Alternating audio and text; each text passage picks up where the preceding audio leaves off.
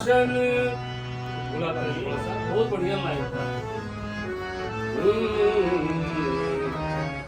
हाँ हाँ, श्री राम तो है अविनाशी, मत समझो पिया बनवासी। सिया संग लेके प्रभु जी की शरण में जाओ, शरण लंका बचाओ, अपनी लंका बचाओ, अपनी लंका बचाओ, अपनी लंका बचाओ।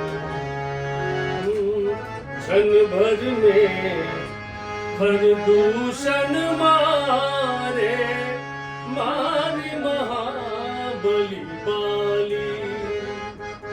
बान करा मार महाबली बाली, काल समान बान रघुबर के, बान ना जाए खाली। रघुनाथ से नाथ ना बैर बढ़ाओ, स्वर्ण लंका बचाओ, अपनी लंका बचाओ।